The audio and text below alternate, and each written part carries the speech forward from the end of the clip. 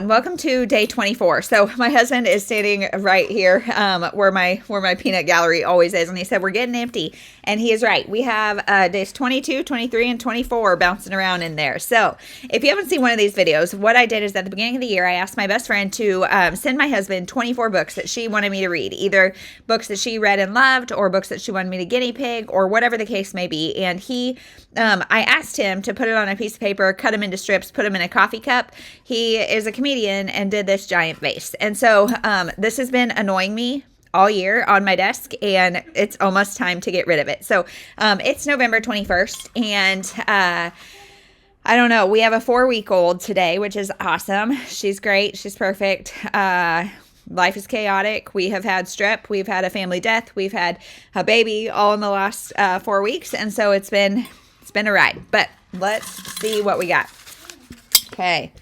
I hope it's good. The last one was a real winner. So let's see. We've got The Rose Code by Kate Quinn. So I think this is not our first Kate Quinn. I don't have my phone, but I'm going to look on Goodreads and see what this one is about. Actually, we were just at my neighbor's last night, and she was saying she just read The Briar Club and loved it. And I read The Diamond Eye, liked it, didn't love it, but I liked it.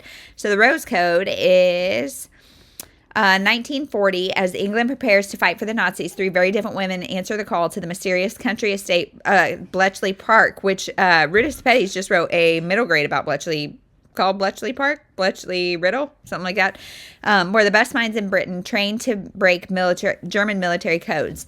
Vivacious debutante Osla is the girl who has everything. Beauty, wealth, and the dashing Prince Philip of Greece sending her roses. But she burns to prove herself as more than a society girl, et cetera, et cetera. So then we've got 1947, royal wedding of Princess Elizabeth and Prince Philip, whips post-war Britain into a fever. 3 friends turned enemies are reunited by an encrypted letter. So I'm not sure what this is going to be. 3 women, 1940, 1947. So World War II, post-World War II. My expectations are mediocre. So it's Historathon, which is the month of November. And so I've read a handful of historical fiction, and I'm actually kind of just plowing through historical fiction. So this fits right in. So, yeah, I'm not sure when I'm going to read it. It is Thursday. My husband is still working like half days from having the baby. So a little bit of flexibility here, filming during the week, which is lovely.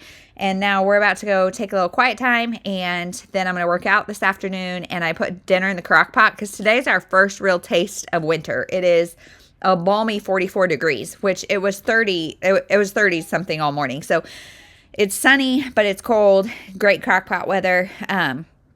Yeah, that's everything. So I will check in when I start reading this. Hey everyone. So I'm like 30-ish% of the way through this book, and I'm actually liking it better now. So I started it middle of the night and was listening to it on audio, and I was just not loving it because I feel like it throws you into the like scene, the action, all that kind of stuff without properly giving you the characters. And so it just feels like getting you attached to the characters, I guess. So it feels really chaotic and like I don't really care. There's a lot going on, and yet I'm not invested. So premise of the story, we're following 3 different women, and we get like 1939, 1940 and the war, and during the Bletchley Park stuff. And so they all have different roles in that. Okay. And then present day, there is about to be the wedding of Prince Philip of Greece and his wife. And one of them has a past with Prince Philip. And so there's conversation around that. I don't know really how the 2 timelines intersect quite as much, like whatever, except that it's got the same characters. But yeah, I was having a hard time keeping the characters separate, all that kind of stuff. And I don't know if it was because it's on audio or because it's just all coming at you really, really quick. But I'm starting to like just, go with it because I don't have the physical book. And so otherwise I would just stop and read for a while. But I don't have the physical book. And so I've just kind of rolled with it. And now I'm getting more attached to everybody and things are clearing up. So I'm enjoying it more. yeah, so that's kind of where we're at. Today is going to be a weird, like almost 70-degree day. And so right now, my husband and kids are outside working on Christmas lights while I film. And then we're going to, I don't know, just try to spend as much time as possible outside today. It is Chiefs Day. It's Sunday. So Chiefs are going to be playing, but that's at noon. So we'll see how that's kind of like prime outside time. So we may record it and just watch it back. Same with church. We have been watching it separately even because watching it as a family has been really hard. But you guys, I don't know if I talked about it in the last vlog, but we had strep in our house 10 days ago.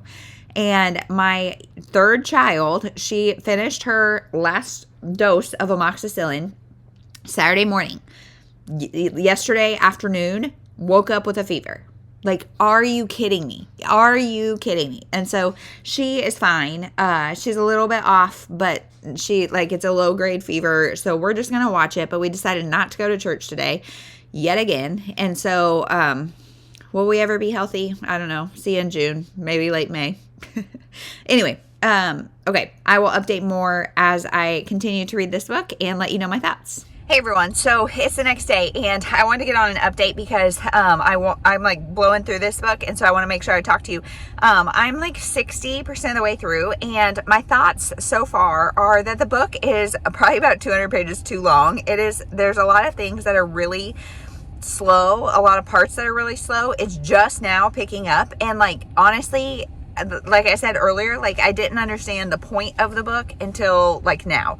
And we are spending a lot of time on romance. So the premise is it's about 3 women who all work in the Bletchley Park decoding the enemy forces messages, okay? And they're all very smart, they're all very different, but they're also all pretty cold, and which you would kind of have to be, but that means like their friendship needs a lot more development because I don't feel a lot of friendship between them. And then not present day, 7 years later, it is about to be the Prince of Greece. He is about to get married, and he had a relationship with one of the women, and so there's that. And there's also one person that betrayed all of them, and they're trying to figure out who done it. And to me, it seems very obvious. I'm not sure if I'm right or not, so I'm not going to guess, but like out loud. But yeah, and so my complaints are too slow, too much romance, but I am intrigued now that the plot has picked up. I'm not overly attached to any of the characters, honestly. So far this is kind of a 3-star, maybe 3.5 for me, but we'll see how the rest of it goes. So we're at gymnastics now, and just did the chiropractor, the library, so gonna do gymnastics and then see how the rest of the day goes, and maybe I'll update you later today.